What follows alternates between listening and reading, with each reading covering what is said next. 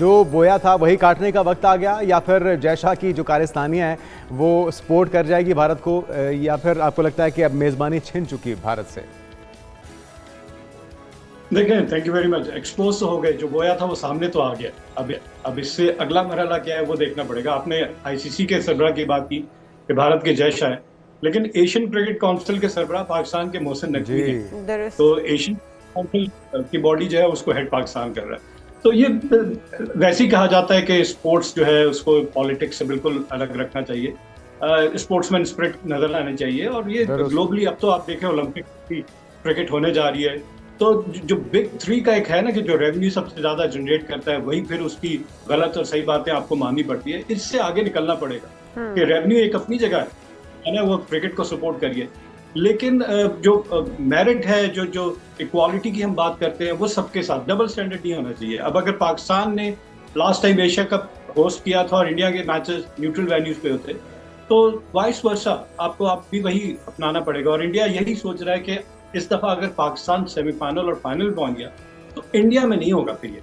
तो ये उनके लिए एक वो सुक्की की बात है कि जनाब होस्ट होने के बाद जो उन्होंने दूसरे के लिए प्लान किया था अब वो खुद उसका सामना करें। तो यहाँ वो बड़ा, वो कहते हैं ना स्नूकर में कॉर्नर पे फंस चुके हैं बहुत बड़ा।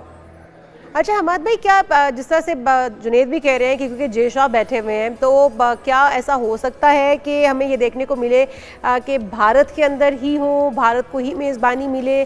क्योंकि बहरहाल हमें ये यकीन दहानी तो रखनी चाहिए, अपने जहन नशीन रखना चाहिए कि जय शाह जो है वो कुछ भी कर सकते हैं। और इससे पहले भी जिस तरह से उनकी हटदर्मी है, उसी की वजह से पाकिस्तान से मैचेस जो है वो हमें दुबई में शिफ्ट करना पड़े थे। देखिए, आईसीसी का इसमें एशिया कप जो है ये Asian cricket council autonomous body है, वो अपने फैसले खुद करेगी। उसके जो मेंबर्स हैं 6 कंट्रीज हैं, वे अपना फैसला करेगी। इसमें जय शाह कुछ नहीं कर सकते। और बिल्कुल वही अब खबरें यही आ रही हैं सामने कि भारत ये सोचने में मजबूर हो गया है कि क्योंकि अगर तो पाकिस्तान पहुंच जाता है लेट्स से सेमीफाइनल में, और जो कि हम चाहेंगे इंशाल्लाह जरूर पहुंचे फाइनल में भी और टाइटल जीत कर आए, तो भारत क्या ये एक प्रॉब्लम आ गई है। ये वो सोच रहे हैं कि अगर ऐसा हो गया तो क्या होगा, तो वो अगले स्टेप पे सोच रहे हैं। आपका तजुर्बा क्या कहता है हमाद भाई कि भारत के लिए क्या साजगार होगा? क्योंकि फाइनेंशियल एक लॉस और झटका तो लगेगा अगर मेज़बानी भारत से छिनती है, लेकिन अगर होस्टिंग वो खुद ही करते हैं, इवेंट सारा वहाँ पे होता है, पाकिस्तान के मैचेस खेलने के लिए अगर वो यूएई आते हैं तो उनकी टीम एग्जॉस्ट हो जाएगी, जिस परेशानी का सामना हमारी टीम को भी रहा था। तो मुमकिन तौर पर फैसला क्या हो सकता है उनकी तरफ से, आपको क्या लगता है? देखिए, फैसला तो यही होगा कि पाकिस्तान के मैचेस न्यूट्रल वेन्यू पे होंगे। अब वो ये करवाना चाहते हैं नहीं करवाना चाहते, ये उनकी मर्जी है। लेकिन जहां तक जो फाइनेंशियल लॉस की आप बात करें, मेरा नहीं ख्याल कि उनको इतना कोई फाइनेंशियल लॉस होगा। वो ऑल ओवर द वर्ल्ड आप जितनी भी फ्रेंचाइजीज लीग्स होती हैं वो उसको बाय कर लेते हैं फ्रेंचाइजीज को, और फिर आपको नजर आता है मेजर स्पॉन्सर्स जो है वो इंडियन लीग नजर आते हैं उन लीग में, ना सिर्फ इंडिया के बाहर भी लीग में। तो फाइनेंशियली मेरे ख्याल से, लेकिन एक चीज तो आप मानेंगे ना कि इंडिया की आवाम बराह रास्त अगर ये इवेंट इंडिया में नहीं होता तो वो स्टेडियम के अंदर जाके मैच देखने का मजा तो नहीं ले सकेंगे, ये मौका तो छिन जाएगा उनसे।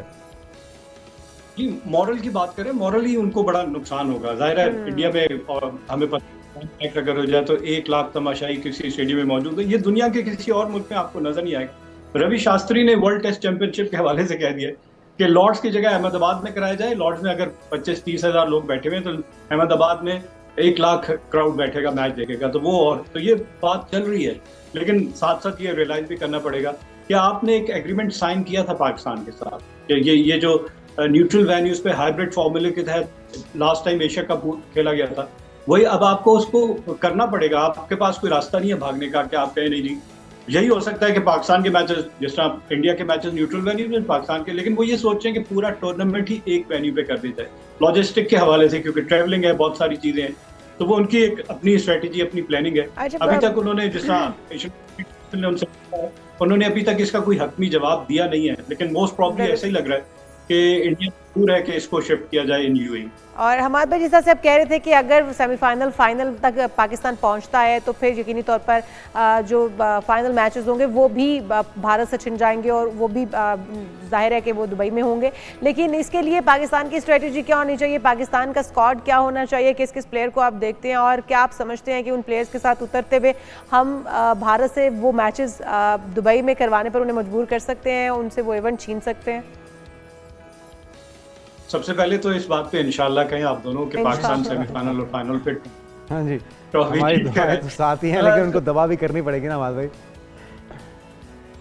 जी, पाकिस्तान की टीम अब जो हमने देखा ये T20 फॉर्मेट में जो हमने टीम अब जो पिक कर ली है वो जी। सूट करती है पाकिस्तान को कि T20 में आपको इंटेंट के साथ खेलना पड़ता है। आपको जो रन्स ऑन द बोर्ड है वो मैटर करते हैं और 200 प्लस पार स्कोर आजकल नजर आता है कि ज्यादातर टीम जो है वो अब आसानी, क्योंकि रेंज ऑफ शॉट बैट्समैन की बहुत ज्यादा बढ़ गई है, तो रेंज ऑफ शॉट बढ़ने के 200 जो है वो रीचेबल टारगेट आपको नजर आता है। ज्यादा टीम एक सेट भी कर लेती है, दूसरी उसको चेज भी कर लेती है। इवन हमने टेस्ट क्रिकेट में देखा on the last day England chase down 350 in test cricket.